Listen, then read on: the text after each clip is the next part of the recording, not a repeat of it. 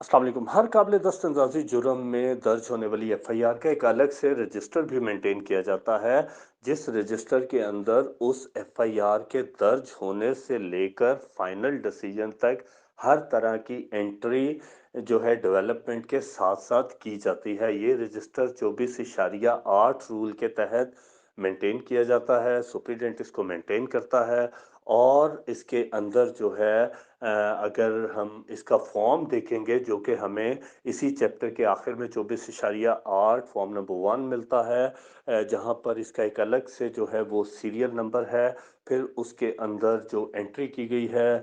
Register के अंदर वो तहरीर की जाएगी। ऑफेंस कौन-सा है, किस जगह पर ये ऑफेंस हुआ, ये एफआईआर नंबर कौन-सी है, फिर इसके अलावा वो किस जुर्म के अंदर एफआईआर दर्ज की गई, केस क्या इन्वेस्टिगेट किया गया या 157 के तहत जो है उसको इन्वेस्टिगेशन ना करना ऑप्ट किया गया, प्रॉपर्टी उसके अंदर कौन-कौन सी इन्वॉल्व है, स्टोलन कौन-सी है, रिकवर कौन-सी हुई, कितने एक्यूज़ जो हैं वो टोटल एक्यूज़ जो हैं उसके अंदर नॉमिनेट हुए, उन टोटल जो नॉमिनेटेड एक्यूज़्ड हैं उनमें से कितने लोग हैं जिनको पुलिस ने या कोर्ट ने डिस्चार्ज कर दिया, या पुलिस ने डिस्चार्ज करवा दिया, कितने वो लोग हैं जिनको इन्वॉल्व पाया गया पुलिस ने और रिकमेंड किया कि इनका ट्रायल किया जाए, कितने एक्यूज़ हैं जो स्टिल अभी जेल के अंदर हैं, डिटेन्ड हैं, अरेस्टेड हैं, कितने एक्यूज़ हैं जो कि बेल के ऊपर जो है वो रिलीज़ कर दिए गए हैं, और इसके अलावा जो कैंसल्ड केसेस हैं उनके बारे में तहरीर किया जाएगा जो कि हम अभी थोड़ी देर तक देखते हैं 24/7 के तहत कि कैंसलेशन कैसे होगी और फिर फाइनल डिसीजन जो है उसके मुतालिक जो है भी उसमें तहरीर किया जाएगा कि एक्विटल कितने हुए हैं, कन्विक्ट कितने हुए हैं, और जो 173 की रिपोर्ट मैंने बड़ी डिटेल से बताई थी, इस 173 की रिपोर्ट के साथ जिसको हम लोग चालान बोलते हैं, इसके आखिर में एक सज़ा स्लिप जो है वो अटैच करके भेजती है पुलिस। उस सज़ा स्लिप के ऊपर सारे केस का जो उसके पर्टिकुलर्स हैं वो तहरीर होते हैं और इसके अलावा जो एक्यूज़ रिकमेंड किए गए होते हैं ट्रायल के लिए, उनके भी नाम उसके ऊपर तहरीर किए जाते हैं। जिस दिन केस का डिसीजन होता है, वो डिसीजन जो भी हो, चाहे एक्विटल है, चाहे कन्विक्शन है, उस दिन जो नाइब कोर्ट अटैच किए जाते हैं कोर्ट के साथ, वो नाइब कोर्ट इस सज़ा स्लिप को फिल करते हैं, उसके अंदर सारे प्रीफेक्ट्स लिखते हैं और फाइनली जो अल्टीमेट डिसीजन कोर्ट ने दिया है कि एक्विटल किया है, तो वहाँ पर बरी-शुद्ध और अगर कन्विक्ट किया है तो किस मुल्ज़म को क्या-क्या सज़ा हुई है, कितना अरसा जेल हुई है, कितना जुर्माना हुआ है, ये फ़िल करके वो मुतलका जो उस अदालत के जज साहब हैं, उनसे वो दस्तखत करवाते हैं और उसको दस्तखत करवा के स्टैम्प करके उसको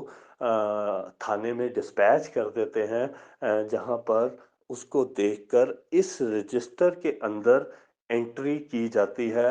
एक्विटल या कन्विक्शन के कॉलम में। तो इस तरह करके ये जो कॉग्निज़ेबल ऑफेंसेस है, इसका ये एक अलग से रजिस्टर भी मेंटेन किया जाता है। अब आम तौर पर हम प्रैक्टिस में क्या देखते हैं, ज़्यादातर पुलिस की ये प्रैक्टिस है, ये 24/8 रूल है, ये क्यों इम्पोर्टेंट है? क्योंकि हम लोग अक्सर पुलिस स्टेशंस के अंदर देखते हैं कि काबिल दस्तअंदाज़ी जुर्म में एफ़आईआर दर्ज नहीं की जाती, स्पेशली कुछ पर्टिकुलर ऑफ़ेंसेस हैं, जैसे रॉबरी हो गई, डकैती हो गई, रेप केसेस हो गए। इसको अवॉइड इस सेंस में किया जाता है कि जो भी स्टेशन हाउस ऑफिसर होते हैं एसएचओ, उनको एक्चुअली तो वहाँ पर लॉ एंड ऑर्डर सिचुएशन को कंट्रोल करने के लिए या एक्चुअली क्राइम जो है उसको डेटरेंस से कम करने के लिए अपॉइंट किया जाता है, लेकिन अगर उस एरिया के अंदर मुसलसल एक क्राइम रिपोर्ट हो रहा हो, तो वो थोड़ा सा नेगेटिव सेंस में पुलिस हाई अप्स उसको चूंकि लेते हैं, तो इस वजह से बाज दफ़ा पुलिस ये काम नहीं करती, लेकिन पुलिस रूल जो हैं वो इस बारे में बड़े क्लियर हैं कि काबिल दस्तअंदाज़ी जुर्म उसको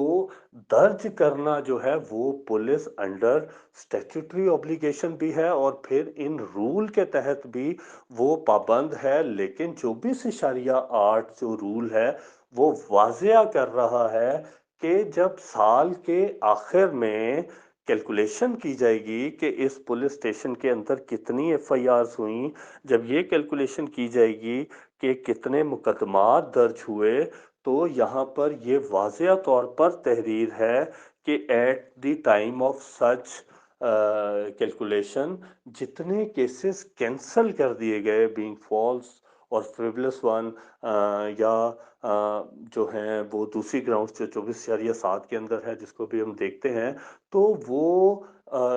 इस सारे टोटल नंबर से डिडक्ट कर दिए जाएंगे, इरेज कर दिए जाएंगे by putting red line on such cases, या ऐसे केसेस जो जुरिस्डिक्शनल इशू के ऊपर ट्रांसफर कर दिए गए किसी भी रीजन से, वो भी इसमें से डिडक्ट कर दिए जाएंगे कि एक पुलिस स्टेशन जो है उसकी बाउंड्री के ऊपर कोई ऑफेंस हुआ है, उन्होंने एफआईआर दर्ज कर दी, लेकिन बाद में ड्यूरिंग कोर्स ऑफ इन्वेस्टिगेशन या स्पॉट इंस्पेक्शन जो है ये पता चलता है कि नहीं, ये तो किसी और थाने की बीट के अंदर या जुरिस्डिक्शन के अंदर ये अक्रेंस हुई है, तो उस केस को बजिया एसपी जो है ट्रांसफ़र किया जाता है। तो यहाँ पर ये बात भी तहरीर है कि ऐसे ट्रांसफर्ड केसेस भी जो हैं वो डिडक्ट किए जाएंगे, जैसे वो क्राइम इस जुरिस्डिक्शन के अंदर हुआ ही नहीं। तो ये यहाँ पर आकर हमारा जो एक कॉग्निजेबल ऑफेंसेस के बारे में जो पुलिस रूल बोलते हैं, वो यहाँ पर आकर मुकम्मल होता है। इसके अलावा ये रूल जो है सेपरेट से प्रोवाइड करता है एक नॉन कॉग्निजेबल ऑफेंसेस जो हैं उसके रजिस्टर के मुतालिक, और पेटी ऑफेंसेस जो हैं उसके मुतालिक बताता है। इसके अलावा जो पेटी ऑफेंसेस हैं वो इसके अंदर बताए भी गए हैं कि कौन से ऑफेंसेस ऐसे हैं जो कि पेटी इन नेचर होंगे, उनका एक अलग से रजिस्टर मेंटेन किया जाएगा, जिसकी डिटेल भी इसके अंदर इसी चैप्टर के अंदर रूल 24 इशारिया 9 जो है उसके अंदर तहरीर है, और इसके अलावा जो नाकाबिले दस्तअंदाज़ी जुर्म है जो कि 155 सीआरपीसी जहाँ से हमने स्टार्ट किया था, उसका जो रेलेवेंट रूल है वो 24 इशारिया 3 है। वो यहाँ पर भी तकरीबन वही चीज़ रेट्रिएट की गई है कि अगर कोई नाकाबिले दस्तअंदाज़ी जुर्म जो है वो रिपोर्ट होता है, तो उसको स्टेशन डायरी के अंदर इनकॉर्पोरेट किया जाएगा, और इनकॉर्पोरेट करने के बाद उसको जो उसकी फ़ॉइल है या काउंटर फ़ॉइल है, उसको दस्तखत किया जाएगा, उसको सील किया जाएगा, और जो कार्बन कॉपी बनेगी उसको भी साइन करके जो इन्फॉर्मेंट है, कंप्लेनेंट है, वो उसको हैंडओवर कर दी जाएगी, and he shall be refer to the magistrate साहब जो वहाँ पर पुलिस सबमिट करेगी। उस पे फिर मैजिस्ट्रेट साहब जो है वो नॉन कॉग्निजेबल ऑफेंस के ऊपर डिसाइड करेंगे कि उन्होंने कॉग्निजेंस लेनी है, या अदरवाइज जो है मामला होगा तो वो उस पे एक स्पीकिंग ऑर्डर जो है वो पास करेंगे। लेकिन ये जो 24/3 है, ये रूल आपको प्रोवाइड करता है नॉन कॉग्निजेबल ऑफेंसेस के। इसी तरह पेटी ऑफेंसेस भी मैं आपको रेलेवेंट रूल्स बता चुका हूँ। अब हम देखते हैं कि जो कल भी मैंने बात की थी कि 173 जो है वो एक जनरल सेक्शन है, प्रोसीजर प्रोवाइड करता है कि जो भी केसेस 154 के तहत रजिस्टर होते हैं, उनमें आगे इन्वेस्टिगेशन करके और जो है स्टेटमेंट्स रिकॉर्ड करके और रिमांड वगैरह सारी स्टेजेस कंप्लीट करने के बाद 173 में रिजल्ट ऑफ इन्वेस्टिगेशन अदालत के अंदर सबमिट होता है। अब ये रिजल्ट ऑफ इन्वेस्टिगेशन कई तरह के होते हैं जो कि मैं पहले डिटेल से बता चुका हूँ, लेकिन वो सारे फॉर्मेट्स कहीं पर भी आपको क्रिमिनल प्रोसीजर कोड के अंदर नहीं मिलते, लेकिन कैंसलेशन है उसकी कोई ग्राउंड आपको क्रिमिनल प्रोसीजर कोड के अंदर नहीं मिलती, लेकिन हमें पुलिस रूल्स जो हैं वो किसी केस को कैंसल करने के मुतालिक 4 तरह के असूल बता रहे हैं, और इसका जो रेलेवेंट सेक्शन है वो 24/7 है, जिसके अंदर ये वाज़िया तौर पर तहरीर है कि अगर कोई मैटर कॉग्निजेबल ऑफेंस में कोई मैटर रिपोर्ट हुआ, एफआईआर दर्ज हो गई, और during course of investigation police ये समझती है कि जो रिपोर्ट हुआ है वो एलिगेशंस जो हैं वो फॉल्स हैं, फ्रिवलस हैं, तो उस सूरत में वो एफआईआर जो है उसको कैंसल कर सकती है। सिमिलरली मिस्टेक ऑफ फैक्ट और मिस्टेक ऑफ लॉ है, उसके ऊपर कोई ऑफ़ेंस जो है वो रिपोर्ट हुआ है, तो उसको भी वो कैंसल कर सकती है। थर्डली, अगर कोई नॉन कॉग्निज़ेबल ऑफ़ेंस के अंदर 155 के अंदर एफआईआर दर्ज हो गई है 154 में, तो पुलिस उसको भी कैंसल कर सकती है। और लास्टली, अगर कोई मैटर जो है वो रिपोर्ट हुआ, दर्ज हो गया, लेकिन बाद में पुलिस समझती है कि ये तो एक सिविल डिस्प्यूट है जिसका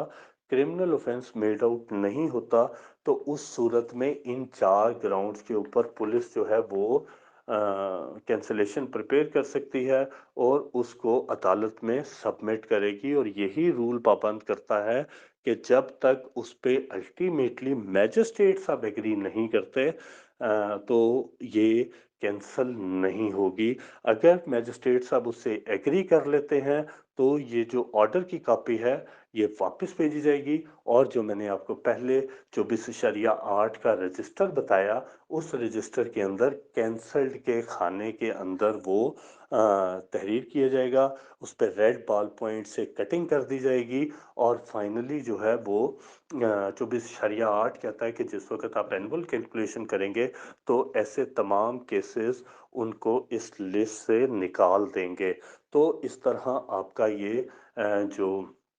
form of cognizable, non cognizable और फिर जो कैंसल केसेस हैं, पेटी ऑफेंसेस है, ये यहाँ पर along with the relevant forms यहाँ पर कंप्लीट होता है। आप इसको यहाँ तक सुनिए, और अगर कोई क्वेश्चन होगा तो हम उसको ग्रुप ओपन करेंगे, आप यहाँ तक की क्लैरिटी ले सकते हैं।